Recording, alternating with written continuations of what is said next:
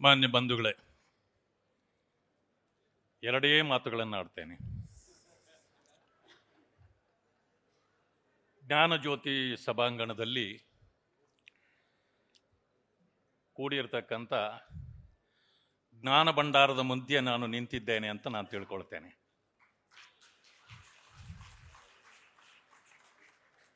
ದಿಗ್ಗಜರ ಸಮಾಗಮ ಆಗಿದೆ. ಆ ವೇದಿಕೆಯಲ್ಲಿ ನಿಮ್ಮೆಲ್ಲರ ಆಶೀರ್ವಾದದಿಂದ ನನಗೂ ಒಂದು ಸ್ಥಾನ ಸಿಕ್ಕಿದೆ, ಹೆಮ್ಮೆ ಆಗ್ತದೆ.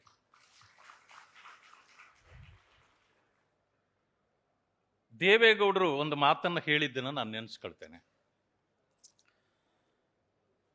ಪ್ರಧಾನಮಂತ್ರಿ ಸ್ಥಾನದಿಂದ ಹೊರಹೋಗು ನಡೆಯುವ ಸಂದರ್ಭದಲ್ಲಿ ಅವರೊಂದು ಮಾತು ಹೇಳ್ತಾರೆ, I will rise from the dust ಅಂತ ಹೇಳ್ತಾರೆ. ನಾನು ಧೂಳಿನಿಂದ ಮತ್ತೆ ಎದ್ದು ಬರ್ತೇನೆ ಅಂತಕ್ಕಂಥ ಮಾತನ್ನು ಅವತ್ತು ಹೇಳಿದ್ರು. Even I say I also raised from the dust.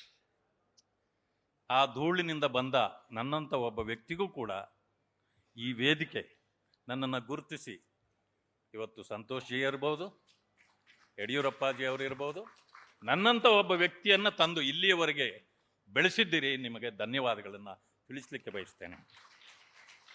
ನಾಡಪ್ರಭು ಕೆಂಪೇಗೌಡರ ಈ ವೇದಿಕೆಯಿಂದ ಇವತ್ತು ದಿಗ್ಗಜರನ್ನು ಗೌರವಿಸ್ತಕ್ಕಂಥ ಕೆಲಸವನ್ನು ನಾವು ಎಲ್ಲರೂ ಮಾಡಿದ್ದೇವೆ. ನಾಡಪ್ರಭು ಕೆಂಪೇಗೌಡರು ಕೂಡ ಸುಶಾಸನಕ್ಕೆ ಹೆಸರಾಗಿದ್ದ ವ್ಯಕ್ತಿಯಾಗಿದ್ದರು.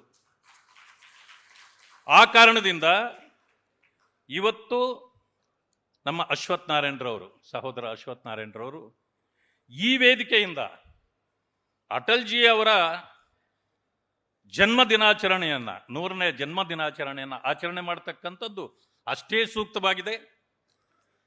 ಜೊತೆಗೆ ಸುಶಾಸನ ದಿನಾಚರಣೆಯನ್ನು ಕೂಡ ಇಲ್ಲಿಂದ ಮಾಡತಕ್ಕಂಥದ್ದು ಈ ವೇದಿಕೆಯಿಂದ ಅರ್ಥಗರ್ಭಿತವಾಗಿದೆ ಅಂತಕ್ಕಂಥ ಮಾತನ್ನು ನಾನು ಹೇಳಲಿಕ್ಕೆ ಬಯಸ್ತೇನೆ. ಮಾನ್ಯ ಬಂಧುಗಳೇ, ಸ್ವಚ್ಛ ಆಡಳಿತವನ್ನ ಕೊಡ್ತಕ್ಕಂಥದ್ದು ಸುಶಾಸನ ಅಂದರೆ ಏನು? ಅನೇಕ ಪ್ರಧಾನಮಂತ್ರಿಗಳನ್ನು ನಾವು ಕಂಡಿದ್ದೇವೆ.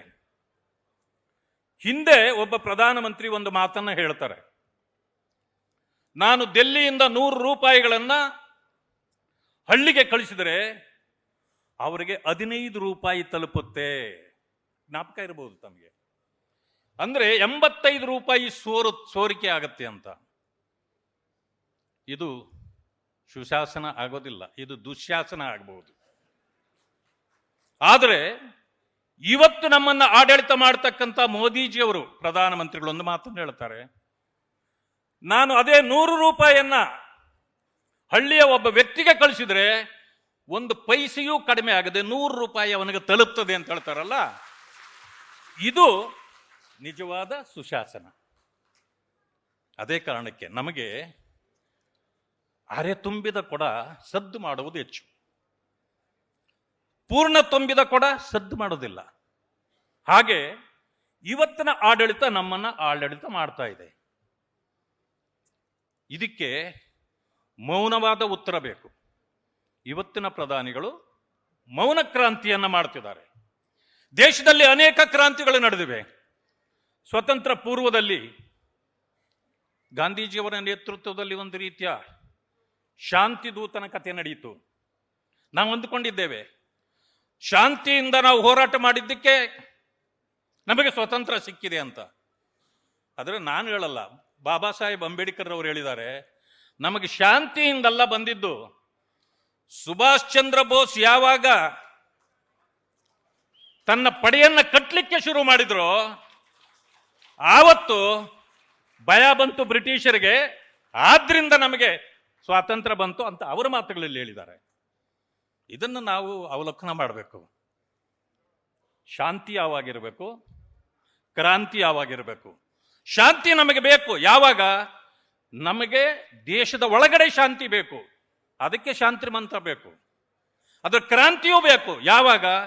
ಅದನ್ನ ನಮ್ಮ ದೇಶದ ಬಾರ್ಡರ್ನಲ್ಲಿ ಇಟ್ಟಿರಬೇಕು. ಒಂದು ಸಮಯ 70-71ರಲ್ಲಿ ಪಾಕಿಸ್ತಾನ್ ಮತ್ತು ಬಾಂಗ್ಲಾದೇಶದ ಯುದ್ಧ ಆದಾಗ ನಾವು ಪ್ರವೇಶ ಮಾಡಿದ್ವಿ. ಶಾಂತಿ ಅಂತಂದಿದ್ದಿದ್ರೆ ಅವತ್ತು ನಮಗೆ ಜಯ ಸಿಕ್ತಿತ್ತ? ಇಲ್ಲ. ಅದಕ್ಕೆ ಅವತ್ತು ಕ್ರಾಂತಿ ಬೇಕಾಗಿತ್ತು. ಆ ಕೆಲಸವನ್ನ ಆಗಿನ ಪ್ರಧಾನಮಂತ್ರಿಯಾಗಿದ್ದ ಶ್ರೀಮತಿ ಇಂದಿರಾ ಗಾಂಧಿಯವರು ಮಾಡಿದ್ರು. ಇದನ್ನ ವಾಜಪೇಯಿ ಅವರು ಯಾವ ರೀತಿ ಪ್ರಶಂಸೆ ಮಾಡಿದ್ರು ಅಂತಂದ್ರೆ, ವಿರೋಧ ಪಕ್ಷದಲ್ಲಿದ್ರೂ ಕೂಡ ಪ್ರಧಾನಮಂತ್ರಿಗಳನ್ನ ದುರ್ಗಿ ಅಂತ ಹೇಳಿ ಅವರನ್ನು ಶಬಾಷ್ಗಿರಿ ಕೊಟ್ಟರು. ಅಂದ್ರೆ ವಿರೋಧ ಪಕ್ಷ ಇರೋದೇ ಕೇವಲ ವಿರೋಧ ಮಾಡ್ಲಿಕ್ಕಲ್ಲ. ಇದನ್ನ ವಾಜಪೇಯಿ ಅಂತವರ ಧೀಮಂತ ನಾಯಕತ್ವದಿಂದ ನಾವು ಕಲ್ತ್ಕೊಳ್ಬೇಕಾಗ್ತದೆ. ಆ ಕಾರಣದಿಂದ ಇವತ್ತು ಈ ದೇಶದಲ್ಲಿ ಕೂಡ ನಾವು ಯಾವಾಗ ಶಾಂತಿಯನ್ನ, ಯಾವಾಗ ಮೌನ ಕ್ರಾಂತಿಯನ್ನ ಮತ್ತು ಕ್ರಾಂತಿಯನ್ನ ಬಳಕೆ ಮಾಡಬೇಕು ಅಂತಕ್ಕಂಥದ್ದು ಕೂಡ ನಾಯಕತ್ವಗಳಿಂದ ನಾವೆಲ್ಲರೂ ಕಲ್ತ್ಕೊಳ್ಬೇಕು.